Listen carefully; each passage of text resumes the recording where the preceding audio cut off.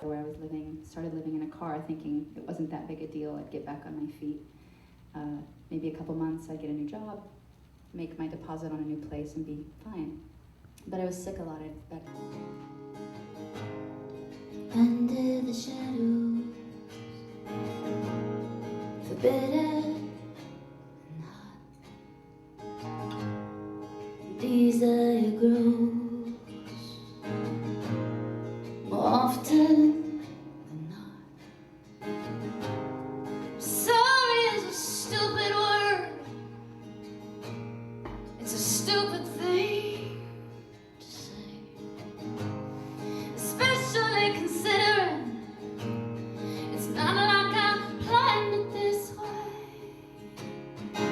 It was always my intention to do the book and the record together. I knew several years ago that I would be doing an independent record most likely, that I wouldn't return to a major label for this, that it would be a folk record, and that it would be a memoir, and that I would try and promote them both together because as an artist I feel like they're two limbs of the same body. It's the same heart that informed them, and you have to be able to hear both to kind of let them enhance the other. I put to test those bolts and nuts and try.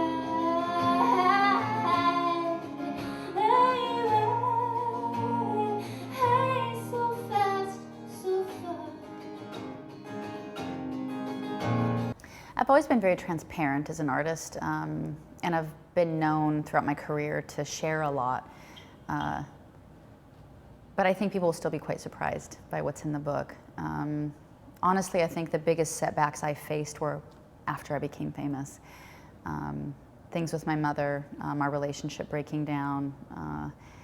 It was a lot. It was a lot to go through. My life has been setback after setback after setback, and it's been about learning how can I stand up and not just survive, but how do I thrive? How become more loving, more yielding, more whole, instead of letting this damage me and make me more brittle and more unable to experience love and trust.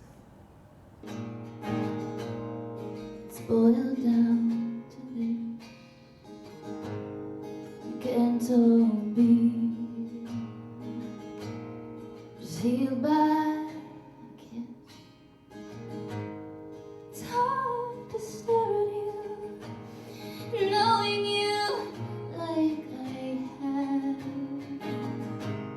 We used to feel so close, now we feel so bad. I think anybody that reads the book won't consider this a salacious book. It is incredibly forthright, but I was here really only just to talk about myself. My dad gave me permission, I spoke with him before I did the book, and told him what my goals are. My dad grew up in an abusive household. My dad became abusive. I grew up in an abusive household. What are cycles of abuse, and what kind of conversation can we have in America about emotional patterns? How do we learn emotional patterns?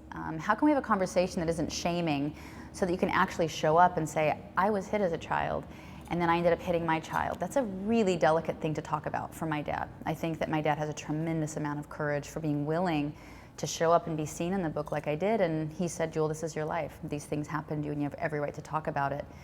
To numb the pain, and fashion still works until you realize you're the same plain Jane.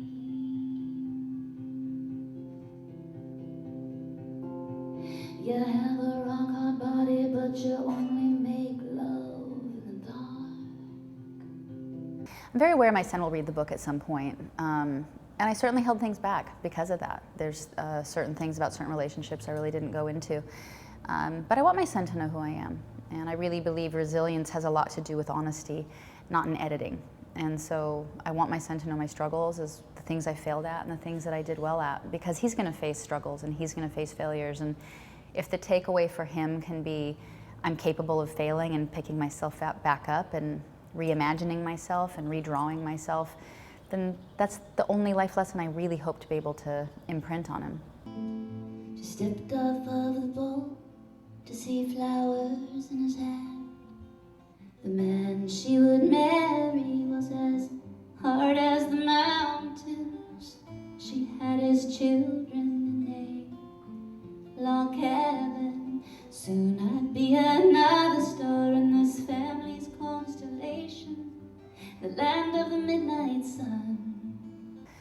think a lot of people are afraid to admit anything was wrong with their childhood because you feel like you have to throw the baby out with the bathwater. And that really isn't true. And something I tried to stress in my book is that nobody's all good and nobody's all bad. My mom isn't a villain. My dad isn't a villain. People get some things right and some people get some things wrong. And the song For Me Family Tree is about looking at that, and I think the line is saying, you know, to keep the fruit, to take the fruit and choose the seeds you want to scatter into the wind. And I am the product of such sacrifice.